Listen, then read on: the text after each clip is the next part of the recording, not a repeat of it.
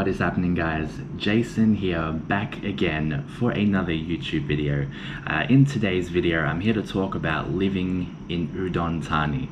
Udon Thani, for those of you that don't know, is a city in the Isaan region in the northeast of Thailand. It is about 1.5 hours flight away from the city of Bangkok, and in my opinion, the Isaan region, Udon Thani in general, is one of the cheapest places to live in all of Thailand, if not the cheapest place to live in Thailand. The cheapest region, no doubt about it, is the Isaan region. So I'm here to talk to you guys about my experience living in Udon Thani. I did live there for about 2 months.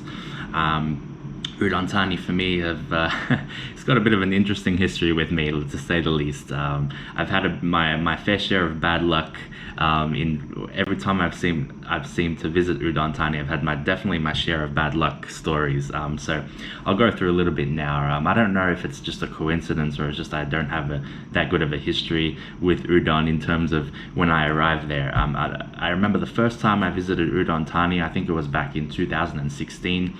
I was there only for a day and 1 night, just a very, very quick trip. I don't even remember why I actually went there. I think I went there to see some friends, but I was there, and that same day, the day I arrived in Udon Thani, just that one day was the biggest storm in 40 years that the region has ever seen. And of course the power was out all day. I couldn't go out. It was raining and storming all day, and you just couldn't really go anywhere. We were stuck in the central sort of area. We were staying at the Centaur. I was with my dad at that time, and it was quite an adventure that time. So we just went to McDonald's for dinner. We might have went at the hotel, Centaur Hotel, for dinner as well, or for lunch, and that was it. We were just restricted to that sort of area, so that was quite funny. But that was that time. The second time I went there was 2018. I had just returned from a trip from the USA, so I did USA and Thailand in the same trip. I think that was over a 2 or 3 week period. I was in New York City for about 3 or 4 days.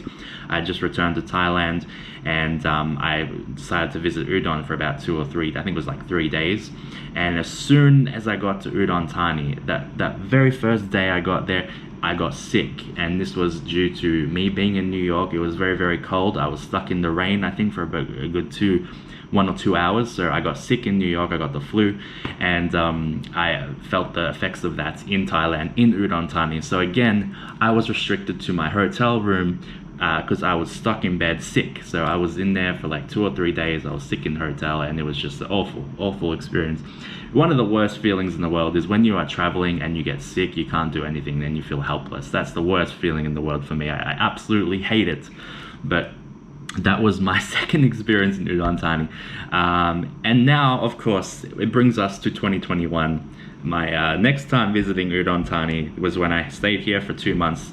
Again, the very first day I arrived here, I came with a taxi from Hua Hin to Udon Thani. If you haven't seen that video, I'll leave it up on the screen for you so you can click the link and check it out. But arrived in Udon, the first night I arrived, I started feeling a little bit not the best. I started feeling not too well, and then the next day I started getting more and more sick, and this was due to me getting COVID. So I got COVID, and yet again I was stuck in my room, this time for 2 weeks, might I add. 2 weeks quarantine and me getting better from COVID, and that was my last experience in Udon. So again, not the best luck I've had here in Udon Thani, to say the least. Every single time I've had some sort of issue coming here, and it's just so annoying. And I don't know what it is. I don't know if you guys have had the similar stories where you've been to other places in the world and you always just seem to have like bad luck when you go there. So I don't know what it is with Udon Thani and myself, but we don't seem to have a good relationship. But anyway, those first 2 weeks, that was me having COVID. Again, I'll leave the link to that video up on the screen. You can go and click that, and I'll go through. I go through my treatment and everything that I went through with getting COVID. But enough of that. Otherwise, Udon Thani, man, for me, it's a very chill place, a very low-key sort of place. You don't see too many foreigners there. You do see them absolutely in the central downtown area, like around the Central Plaza area where all the shopping malls and the nightlife is, the bars and restaurants and that sort of thing, all the foreigner restaurants, they're all in that area. All of the expats frequent that area. But for me, definitely a large expat population, the older expat population there. You know, a lot of these expats there, you know, in their 50s or 60s, if not older, and they're often married already to their Thai wife, and that's where they live there in Udon with their family and that sort of thing. So it's a large population of that sort of crowd there. For me, I definitely felt you know, at times I definitely didn't fit in a certain place. You know, I'm 25 years old, and I hardly saw any foreigners of my age. I did see a few come in, and they actually subscribed to my channel. I just became mates with them. They were from the UK. They teach English. Shout out to you guys, man. If you're watching, you know who you are, man. There's too many of you to name, but you guys know who you are. But yeah, that was really cool. But otherwise, I've taken notes on my phone, guys, to go through living in Thailand. And again, I'll state it again, it is the cheapest area for me to live in Thailand. No doubt about it. I did enjoy my time there in Udon, man. And I'm going to go through the positives and negatives of living in Udon Thani. So let's get this going. Alright, so I'll start off with the positives of living in Udon. So again, as I touched on before, incredibly cheap. And this is not just talking about accommodation, this is food, this is just the general cost of living. It's so cheap here. In terms of accommodation, you can find some for like 3, 4, 5,000 baht for 1 month in some of these rooms. For example, the hotel that I stayed in at home in Udon, I paid 5,500 baht for that particular room. Central location, located on Soi Sampan, where all of the nightlife and the foreigner restaurants are, where all those foreigners are. That's in that area. But it was just incredible, and incredible deal considering the location. So yeah, you can't really go wrong with that. But the accommodation is so cheap, the food is so cheap. I've had Penang curry for 40 baht. I've had you know, even pizzas, like at foreigner restaurants. I've had a nice wood-fired pizza for 170 baht. That sets you back about, what's that, 6-7 Australian dollars for a good sized foreigner pizza, a good wood-fired pizza. That's really cheap for me, and it was really good quality too. So definitely, you can definitely find some bargains here in Udon Thani. There's no question about it. And again, it is in the Isaan region, so Isaan is generally the cheapest place to live in all of Thailand. So you are going to find a lot of bang for your buck type places here in Udon Thani, no question about it. If you are on a budget, then Udon Thani is the place for you. Alright, as I touched on again, the restaurants, the quality of the restaurants and the foreigner type Western food restaurants here is actually so good. I've got some real recommendations here, and I've just generally where I've been. Brick House on Soi Sampan, amazing food. The staff there are so good, the food is so good. Not the cheapest in the world, but again, for the quality of food that you get here in the Western restaurants, they're not cheap anyway, but it is so good, man. I had the pork schnitzel, highly recommended. They gave me a massive pork schnitzel every single time I went there. Like the portion size seemed to get bigger and bigger. But Brick House, man, I love the staff there. They're all good. Max is the manager. Shout out to you, mate.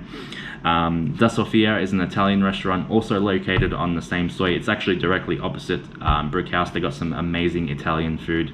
And for me, I just discovered this restaurant on my final days in Udon Thani. It's called Brunch and Munch. This is actually located in the UD town area, where the large UD town night market is. I did a video on that also. If you want to check that out, I'll leave it again up on the screen for you. But Brunch and Munch, man, holy crap. I had one of the greatest American breakfasts I've ever had in my entire life, if not the greatest American breakfast I've ever had. It was so good, man. Oh my gosh. Roasted potatoes, sausage, ham, egg and toast. Oh my god, it's so simple yet so good. Like, I've never found, like, the roasted potatoes, man, they were seasoned to perfection. And every time I went there, I kept on wanting more and more. I kept going back for that same dish, the American breakfast. Like 200 baht it cost, and I believe they have like a discount, 15% discount in the mornings when you want it. But this is an all-day sort of breakfast option, so you can go there at any time of the day and you can order this American breakfast. So good, guys. Highly recommend you check out Brunch and Munch. It is one of those, it appears as like those fine dining type restaurants. You get that sort of high so Thai crowd in there, but you also got a few foreigners in there, and it's just so good, man. Oh my gosh, you got gold cutlery, and the atmosphere is so good. The staff are really friendly as well. They're very attentive, and this is one of the best restaurant experiences I've had in Thailand. Brunch and Munch, man, highly recommend. They've also got really cheap and good cocktails. I think 120 baht, that's around $4.50 Australian for a cocktail, a good quality cocktail. You got like pina coladas and your blue Hawaiis and all that sort of thing. Then your mojitos, your margaritas, they're all there. 120 baht for most of them, and that's so affordable. So highly recommend Brunch and Munch, guys. But again, you got these sort of amazing quality restaurants all in Udon Thani, some of the best restaurants I've had all year in Thailand, no doubt about it. In terms of the weather, I really found it at this time of year. I was here for the 2 months from October to the start of December. It was really cold towards the end of November, early December. The nights, it started getting, the last few days in Udon, it was like 12 degrees, 13 degrees Celsius in the evening it got down to. So if you're into that sort of cooler weather, I highly recommend you go and check out this region around the December, January time, even November, and you'll be able to get a little bit of that colder weather. It's absolutely a nice change of pace for me. I definitely enjoyed that really comfortable, cooler weather. It was so good. So I highly recommend you check Udon Thani and Isaan in general out in this sort of time of year around December, January. The people, man, very friendly. They might not speak a lot of English here. The general population in Isaan, of course, they don't see many tourists here, many foreign tourists, so the English is not as good, but they're very friendly, the people here, man. They love to help out, and you definitely get a lot of looks when you're in the when you're walking around, you know, as a foreigner. You know, they don't see too many, especially now during COVID. So and especially if you're a younger sort of guy like myself, you know, they mostly see a lot of the older expats. But if you're a younger sort of expat around here, then you're definitely going to get a lot of attention. You're going to get a lot of looks around. The word falang, I often overheard when I walk past someone, so so it was quite funny. But the people here are very friendly, man, no doubt about it. And finally, Udon Thani is a great place for your night markets, your Thai food as well. Some of the best Thai food you will find in all of Thailand. Some of the most spiciest food you will find also in Thailand. Isaan is notorious for their level of spiciness in their Thai food and their food in general. So if you're into that sort of thing, then this is the place for you. I definitely indulged a lot in Thai barbecue or Thai hot pot. I think it's called mukata. It's in Thai, that's called mukata. So it's like a Thai barbecue sort of thing, and it was, oh my gosh, so good. I'm definitely into the Thai barbecue now. I never used to be into that like a whole lot. I often was like, I don't really enjoy it. I just prefer a nice steak and the barbecue or barbecue, something like that. But this Thai barbecue I wasn't really a fan of before, but I definitely found some places here in Udon, and they were really cheap too, like 99 baht. You can get it all you can eat sort of Thai barbecue for 99 baht. You can get as much meat as you want during that time. That's like $4 Australian. I mean, it's so good. So you definitely find some places here where you can get some great quality food and very cheap, as I mentioned. So absolutely recommend. All right, so those were the positives. I'm going to go through the negatives. So the negatives, first of all, the English, as I touched on before, they don't speak a whole lot of English in a lot of these areas. They do speak English in the Central Plaza sort of area around the downtown area. You'll find quite a few shops around there, and the shopping malls, they do speak English in those sort of areas. But if you're outside of that area, then it's very difficult to find people speaking English or any restaurants that will serve you in English. You know, it's very difficult. So you might have a hard time if you don't speak a little bit of Thai. You might definitely have a hard time going around and seeing these sort of places. I highly recommend you have a Thai person with you as well to show you the way, and to also guide you around there when they don't speak English. So it's absolutely super helpful when you have someone that's Thai with you.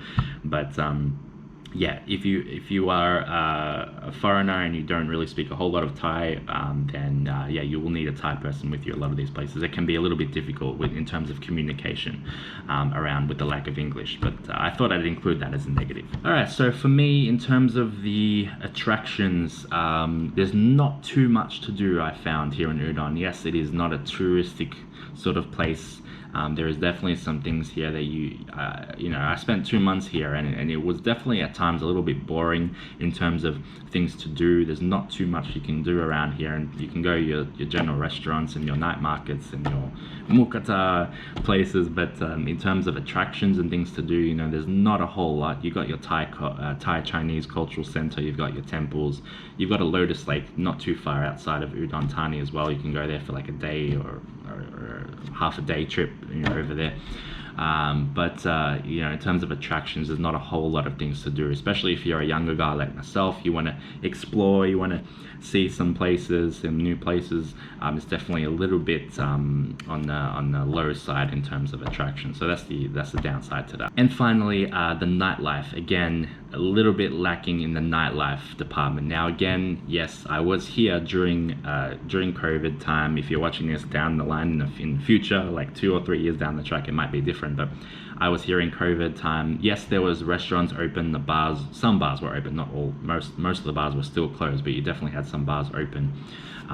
But a lot of them were not open, so the nightlife was generally lacking. But even before COVID, I found that when I was here last time, there's not a whole lot of nightlife in terms of that. So you do have like your red light district, day and night complex there on Soi Sampan. You got your bars around there, you got your Thai discos around there, so where a lot of the locals will go. But in general, in terms of nightlife, there's not a whole lot of things to do compared to like a place like Bangkok or Pattaya. Of course, it's not going to compare to a place like that, but you know, even Hua Hin's got a little bit more nightlife compared to Udon Thani. So that's just something I thought I'd mention. If you're into the nightlife, then you'll have a little bit of trouble here. Alright guys, well that was me going through Udon Thani, living in Udon Thani. What do you guys think? Have any of you lived in Udon Thani? Have you all spent some time in Udon Thani? Leave your thoughts down below. I would love to hear them as well. I'd like to hear your thoughts on these sort of topics. But in general, man, I did enjoy my time in Udon Thani. It was a nice change of pace for me compared to the other places I've lived in Thailand. Like I lived in Bangkok, I lived in Pattaya, I lived in Hua Hin previously. They were all frequently frequented by foreigners, so this place was a nice change of pace where you weren't seeing too many foreigners. You were more in a local sort of life, local Thai life experiencing there. So I definitely enjoyed that aspect. But overall, yeah, I did get a little bit bored towards the end in terms of attractions, but I met some amazing people there in Udon Thani, man. I got some friends that I made, and I was actually really sad to leave. Like I had a hard time on my last day in Udon Thani, man. It was really hard to say goodbye to some of my friends there, and I do indeed intend to go back there very soon, probably most definitely before my time in Thailand finishes up later on when that time comes. But I will definitely go back and visit some of my friends there. Some amazing people, man. You've seen them in some of my previous videos. Shout out to Anna, amazing Anna, you are amazing. Thank you so much for everything that you did for me. Amazing. Bamboo, shout out to you. Shout out to Patty as well. They were all amazing. I went out with them a lot and had dinner a lot of the times.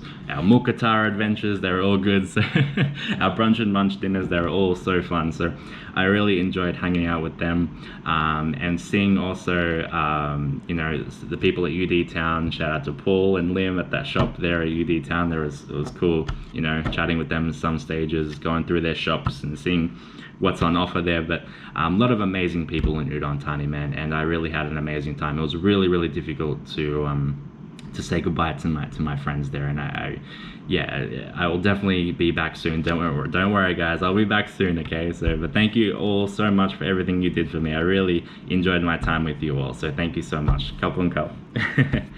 But that's it for today's video, guys. What do you guys think? Leave a comment down below, and that's a wrap for Udon Thani. I'm now in Khon Kaen. I'm here for a few days before heading off to Chiang Mai on Tuesday. I'll be flying to Chiang Mai on Tuesday very soon. I'm very excited to be going to Chiang Mai, and I've heard a lot of great things about Chiang Mai, so I'm looking forward to my time there. But that's a wrap for Udon Thani, guys. Thank you so much for watching. Please make sure to subscribe to this channel for upcoming videos in the future, and don't forget to click the notification bell to be notified of any upcoming videos as well.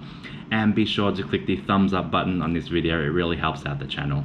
Thank you guys so much for watching. I'm very grateful for your time. God is good. Let the journey continue.